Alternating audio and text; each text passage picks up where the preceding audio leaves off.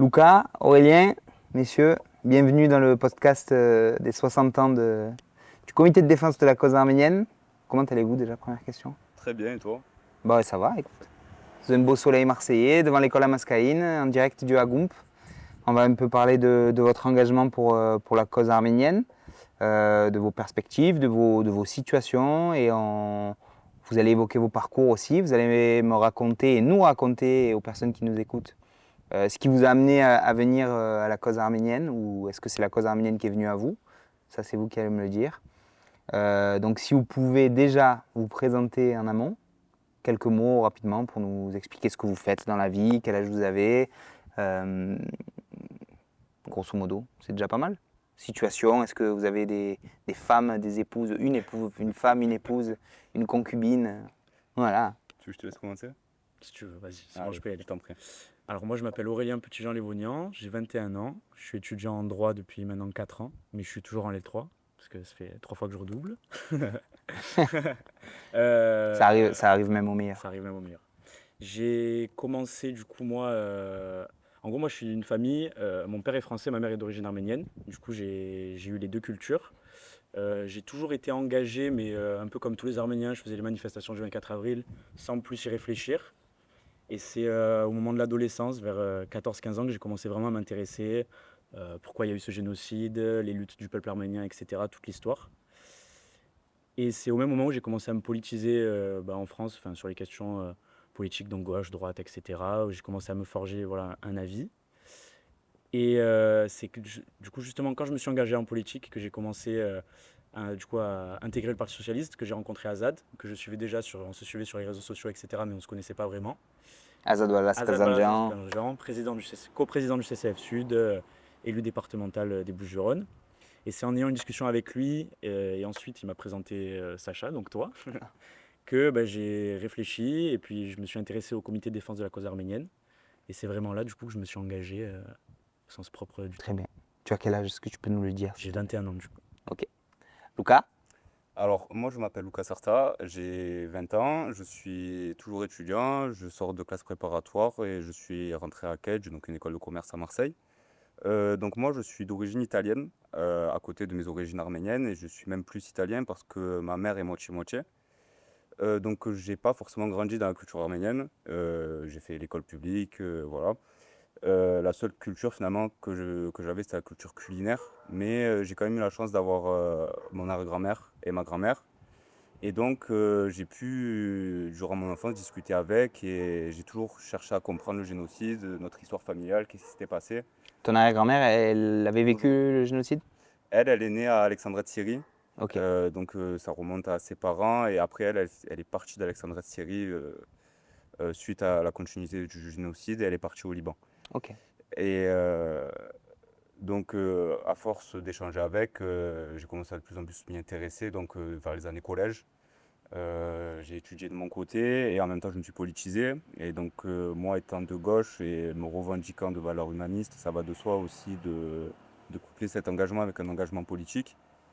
Et, euh, et donc avec la guerre de 2020 puis 2023, évidemment, ça a fait un éveil en moi où j'ai commencé à aller au 24 avril, à m'y intéresser encore plus. Et en plus, j'ai une partie de ma famille qui était, elle, plus intégrée dans la communauté, qui était donc proche du Nord, etc. Donc je suivais ces comptes-là. Et à force d'aller au 24 avril, etc., pour moi, c'était quelque chose de très important. Et par la suite, j'ai rencontré Aurélien, qui est à ma gauche. Et ça a été finalement une porte d'entrée pour moi vers le comité de défense de la cause arménienne, donc vers une manière concrète de s'engager pour la cause arménienne. Une histoire de rencontre, donc. Finalement, C'est beau. Vous nous avez parlé tous les deux de votre engagement politique à côté, en parallèle, en nous précisant tous les deux que vous êtes même des personnes de gauche, proches du Parti Socialiste. Est-ce que, on a eu le débat récemment lors des universités d'été, est-ce que pour vous c'est naturel? Est-ce que pour vous ça pose des lignes rouges, des barrières? Ou est-ce qu'on peut librement s'engager en politique et défendre la cause arménienne? Est-ce que c'est même préférable? Quel est votre rapport à ça? tu veux commencer? Ouais, si tu veux. Pour moi, c'est couplé, c'est-à-dire que bah, Généralement, en plus, quand on dit qu'on est de gauche, les gens nous disent beaucoup, ben, être de gauche, c'est d'abord regarder le monde, ensuite regarder la ville, c'est sa famille, et ensuite soi. Donc si on s'intéresse au monde, on va s'intéresser à tous les conflits. Et du coup, en étant déjà renseigné sur le conflit, qui n'est pas un conflit, hein, qui est un génocide, hein, qui se poursuit toujours, je pense que c'est complètement naturel euh, d'avoir un engagement pour la cause arménienne tout en ayant des valeurs de gauche. C'est plutôt même voilà, logique. C'est ça. Donc je vais répondre à peu près ce qu'a dit Aurélien juste avant, mais lorsqu'on est de gauche et pour ma part qu'on se revendique marxiste, on a quand même cette vision internationaliste des choses. Donc pour nous, l'humain ne fait qu'un, il n'y a pas forcément de division qui se fait par rapport aux nationalités ou non. Et donc on se bat pour l'humain en général et pour les causes qui sont justes. Donc que ce soit pour la cause arménienne qui nous touche forcément un peu plus directement, mais aujourd'hui, par exemple pour les Assyro-Chaldéens, pour le peuple palestinien actuellement et pour d'autres causes, le Congo, enfin voilà. Ok, donc c'est naturellement que vous êtes venu à la cause arménienne et que la cause arménienne est venue à vous, si je peux me permettre. Sur un sujet un peu moins politique, euh, qu'est-ce que vous avez retrouvé au sein du CDCA qui vous a plu et qui a fait que vous y êtes aujourd'hui et comment vous voyez ça pour les années à venir? Est-ce que vous avez une vision sur 5-10 ans? Est-ce que vous pensez arrêter l'année prochaine? Enfin, je sais que vous n'allez pas arrêter l'année prochaine, c'est pas un souci, mais dans la démarche, déjà, comment est-ce que vous sentez le comité de défense de la cause arménienne? Pourquoi est-ce que c'est important de s'engager et quelle est votre vision pour les années à venir? Au niveau de la cause arménienne, évidemment. Moi, ce qui m'a marqué quand j'ai commencé à m'engager, c'était l'impuissance de la communauté arménienne, enfin du peuple arménien et ensuite de la diaspora face à ce qui se passait. C'était vraiment le truc, ben, il se passe ça et nous, on peut rien faire, à part aller au front. Et bon, on pouvait pas faire grand-chose. Et la critique que j'avais sur certaines associations arméniennes, c'était que bon, ça faisait perdurer la culture, etc. Mais on parlait pas des sujets actuels. C'était un peu juste, voilà, les cafetés, les belecks, les soirées. Et il n'y avait pas de réflexion poussée sur ce qui se passait aujourd'hui, qui est tout aussi grave que ce qui s'était passé avant. Du coup, ce qui m'a plu au CDCA, c'était vraiment les leviers d'action que ça peut permettre d'actionner. Et bah, en soi, enfin voilà, être au CDCA pour moi, c'est participer à la défense du peuple arménien, même si c'est pas forcément direct. On, on sent que quand on se lève pour aller faire quelque chose pour le CDCA, etc., on sent que c'est important C'est et ça utile. nous motive. Enfin, moi, j'estime que le CDCA aujourd'hui est très très utile et indispensable à la communauté et à la survie du peuple arménien. C'est ça. Même si aujourd'hui on a des barrières sur notre mode d'action, c'est important de s'engager sous différents prismes. Et le rôle de la diaspora est par ce champ d'action-là, justement. Et en venant ici, on a réellement le sentiment de faire quelque chose d'utile et par des méthodes, donc dans le bon sens du terme, de lobbying, on peut faire avancer les choses à notre manière parce qu'on sait que malheureusement, les superpuissances aujourd'hui ont un rôle important dans les conflits tels que le conflit qui concerne l'Arménie aujourd'hui. Donc c'est concret et surtout c'est pertinent de s'engager de cette manière-là. Et est-ce qu'on ne se sent pas impuissant, justement, vous avez utilisé ce mot, quand on voit les milliards qui sont dépensés par la Turquie et par l'Azerbaïdjan en propagande, en ingérence, en publicité, comment est-ce qu'on fait pour se dire que on est utile face à ça, en fait? Est-ce que vous avez une réponse à ça? Est-ce que c'est naturel? Je... Bah, du coup, pour moi, c'est ce que traduit l'engagement au CDCA, c'est-à-dire qu'on est face à des pétrodictatures, à des dictatures sanguinaires qui ont un idéal, comme on l'appelle l'idéal panturquiste, qui est la volonté d'effacer toute présence arménienne, enfin autre que turque, Oui, et la réunification des voilà, la peuples. Oui. réunification des peuples turcs, etc. Et aujourd'hui, le CDCA, on a un rôle de lanceur d'alerte dans le bon sens du terme, c'est-à-dire que notre rôle, voilà, d'alerter la population, les politiques, etc. Pour moi, ça répond complètement à cette question. Et tu nous l'as dit tout à l'heure, pour toi, est-ce que c'est naturel de faire de la politique et en même temps être engagé au CDCA? Et justement, oui, on peut se servir justement du levier de la politique, des instances, que ce soit au Parlement européen, à l'Assemblée nationale, etc. Là où il y a de la visibilité, là où il y a du réseau, justement pour alerter et faire changer les choses. C'est ça, clairement. Bon, ma réponse, elle s'inscrit dans la continuité de celle d'Aurélien, une nouvelle fois. Mais c'est par cet engagement-là qu'on crée un contre-poids justement face aux pétrodollars azéris qui vient complètement déséquilibrer ce conflit-là. Et l'engagement politique de la diaspora est indispensable pour moi parce que la diaspora est implantée dans plein de superpuissances et presque de partout dans le monde. Donc ça permet justement de contrebalancer ce déséquilibre. Et c'est l'une des plus grosses armes pour moi qu'a l'Arménie aujourd'hui. Et malheureusement, le gouvernement arménien ne s'en sert pas du Elle est tout. mal utilisée, voire pas utilisée Pas du du tout. tout. Pas utilisé du tout. Merci en tout cas pour vos réponses. C'est vrai que dans notre vie de militant arménien, dans notre jeune vie de militant arménien, on se crée des souvenirs mauvais, bons, des motifs d'espoir. Vous, quels sont les événements qui vous ont le plus marqué, qui vous ont marqué dans votre chair, dans votre mémoire? Quels ont été les motifs d'espoir pour vous? Quels sont les motifs d'espoir aujourd'hui pour vous? Alors, moi, ça va pas être forcément quelque chose de très positif. Ouais. Ce qui m'a le plus marqué, moi, c'était à l'époque où j'ai commencé à être pas mal sur Twitter, etc. Et bah, pendant la guerre d'Artsar, la dernière, on voyait des images qui provenaient des télégrammes, des trucs atroces qui étaient relayés par les Azéris. Ça, je me rappelle que ça m'avait profondément marqué. J'avais bloqué ses comptes, etc. C'est la seule fois où j'ai mis des filtres sur Twitter pour pas voir, parce que c'était vraiment très dur à vivre. Mais en même temps, il faut se dire que ça permet aussi d'amener des preuves des atrocités qui se Exactement. passent là-bas, sachant qu'à l'époque, il n'y avait pas beaucoup de médias qui relayaient ce qui se passait. Bon, aujourd'hui, on y arrive de plus en plus, mais c'est toujours pas ça. Donc, c'est peut-être ça qui m'a le plus marqué. Et puis, c'est très très dur à voir, c'est vrai, mais c'est aussi notre rôle, malheureusement, de dénoncer ces atrocités et de les porter aux yeux des responsables des puissances occidentales pour leur dire regardez ce qui se passe et vous restez. Et donc je comprends tout à fait que ce soit marquant. Lucas, est-ce que tu as un souvenir qui t'a marqué ou... Moi, du coup, ça va être encore un souvenir qui est malheureux, mais c'est surtout les images des déplacements de population à la fin de 2020 et 2023 qui rappellent le déplacement des populations durant le génocide Terrible. arménien et qui est en fait un souvenir terrible que je pense tout Arménien a ressenti en voyant ces images-là. Et pour moi, justement, ça ne doit pas être un coup de massue qui endort la diaspora. Et justement, ça doit être quelque chose qui nous éveille, qui nous pousse à nous engager. Parce qu'en fait, c'est maintenant qu'il faut s'engager. Maintenant plus qu'il y a quelques années peut-être. Ok. Pour vous connaître, moi, depuis maintenant quelques années et pour vous voir évoluer, il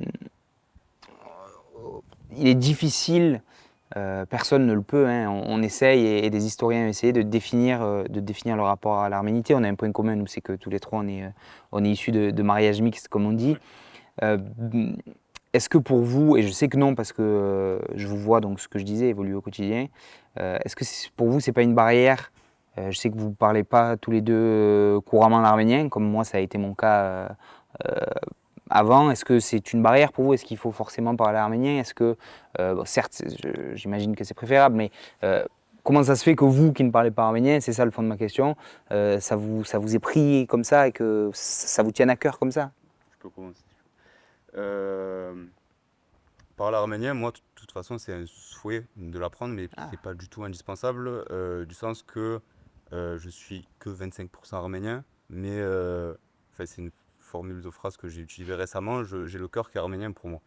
Et étant donné que ce sont des origines avec une histoire qui se veut assez singulière, c'est pas juste une émigration qui est économique, c'est quand même c'est un malheureux événement qui nous a poussé à être ici aujourd'hui. Donc c'est rendre hommage et continuer le combat de nos ancêtres de s'engager et que l'on soit 5%, 10% ou 50% ou 100% d'origine arménienne.